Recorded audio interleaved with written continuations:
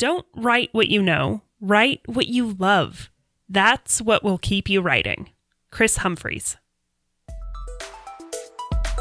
You're listening to Writing Roots, brought to you by Aspen House Publishing.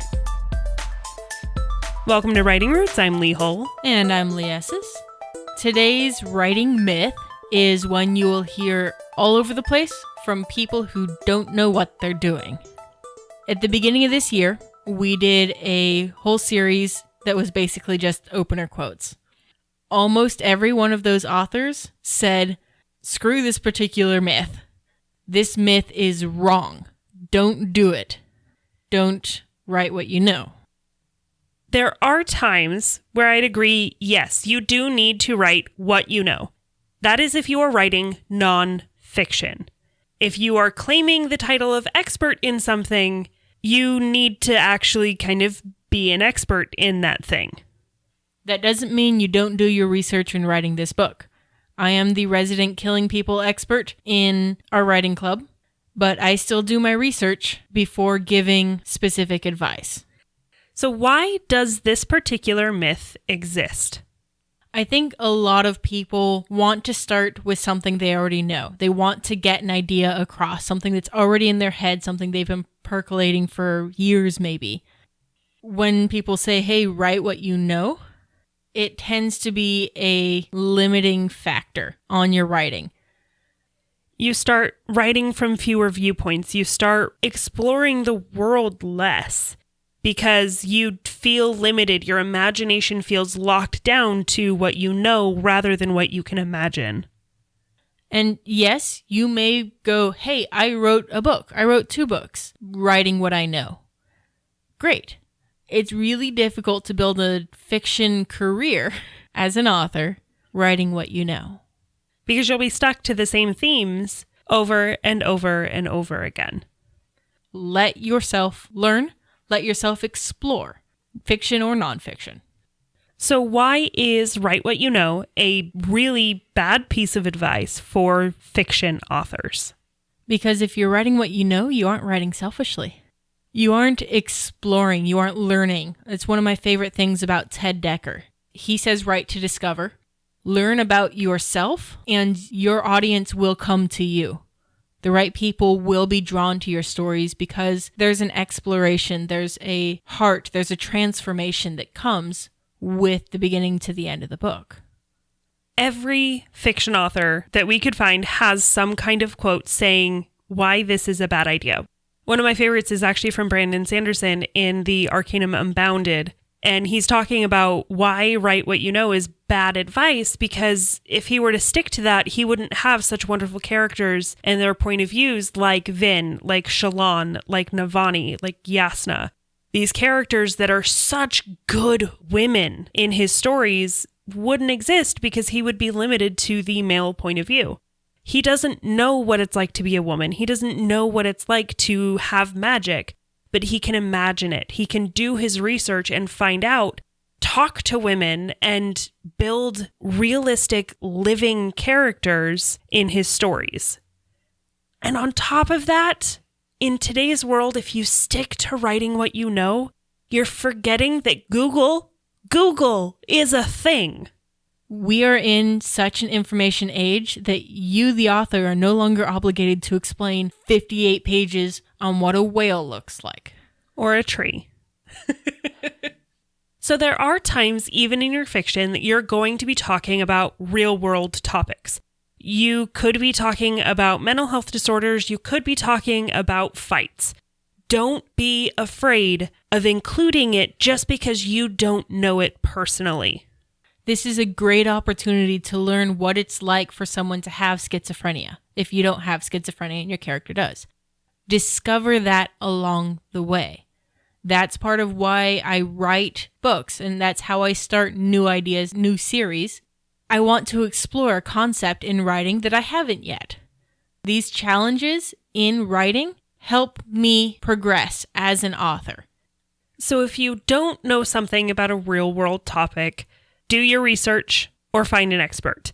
However, you should probably write how you understand it as is and then fix it in post, which we'll be talking about a little bit later. But If it's something integral to your plot, to your characters, do your research first. Go find an expert. Go find someone who can't walk so you can know what it's like to have to try to navigate a world made for walking people in a wheelchair. For me, that discovery is what actually spurs on the new idea. This concept, this idea, this information that I've learned, that there used to be people whose entire career was built on writing curses in library books. There's a story there. I wonder what we can do with it. My research tends to spur on ideas rather than I have an idea, let's research it. If I have the idea first, I tend to wait until after the book is finished to research it and make sure it's right. So when you are writing something that you don't know, there are a couple things to help you along the way. The biggest thing is to keep notes. This is mostly if it's something in your own head where you've created a new world, where you have 14 different fighting styles and 7 gods and lunar eclipses every other month. These things can get very easy to lose track of, especially if they're not plot central and you don't want to spend 16 pages explaining about how the solar system works. Keep notes over here so that you can keep yourself straight, but don't have to put it in the book. Exactly. You don't want to have to info dump to your readers what it means. So while you know it and you have it all in your little outline for your notes, you can tease to it. Add little bits and pieces here and there to help build and fill out the world without throwing it in their laps all at once. Keeping notes is a skill. It takes organization, it takes time, and it takes remembering to go back to it to make sure you're including the right information and to add things to that outline when you suddenly come up with an idea while you're writing. Pantser. Yes, I am. My outline for Amethyst and Emerald started out as a single page, and it is now like 10 pages long because I've built religions and a whole magic system, and it's just gotten ridiculous. But I need it so I can track what I'm doing in building this world. Now, there are times that you're not world building, that you're writing what you don't know, that you need to take some efforts to make sure that you're getting it right, because if you don't, somebody inevitably is going to read it and say, haha, you're wrong about that. Especially if you're writing things like historical fiction and hard science fiction. I would say use your best guess on your first draft and then fix it in post.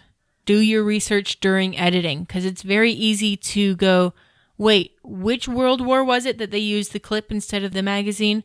Here, let me switch to online and then I'll research it and then, I'll check Facebook while I'm here. And you've just eaten up your entire writing session.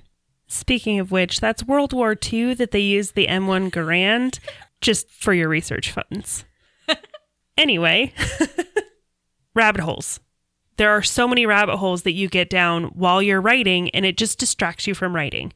So write how you understand it, write your best guess, and then fix it later. But like I said earlier, only if it's not actually essential for your plot. If it's essential for your plot, you might want to figure it out first so that you don't have to change the entire plot later because you figure out something you chose was very wrong. But do that research outside of your writing time. Do it while you're waiting for that meeting to start. Google it on your phone. Don't do it when you've sat down to write your novel. Don't interrupt yourself. Now, I will add that there are absolutely times when you should write what you know in fiction and just what you know. This is especially important if you're unfamiliar with a potentially sensitive topic, such as culture, race, gender identity, and sexual preferences. You absolutely need to do your research. Find the experts. Find the people living like that to advise you on those characters before you start writing them. And if you are part of that culture, if you are a war veteran amputee, then you have a very specific view that the rest of the world needs to see. And so even if you're writing fiction, definitely please write what you know, because the world needs your insight into how that person operates. There are lots of people out there who are creative, who are of certain orientations or genders or races that want people to understand their viewpoints, their worlds, and they want to make sure that they're being represented correctly. This does not mean that you can only write from your perspective. Like the example I shared from Brandon Sanderson, you need to write other perspectives, but take the time and take care to do it right. That means not locking yourself into writing what you know. That means writing and discovering the path along the way, and that means writing selfishly.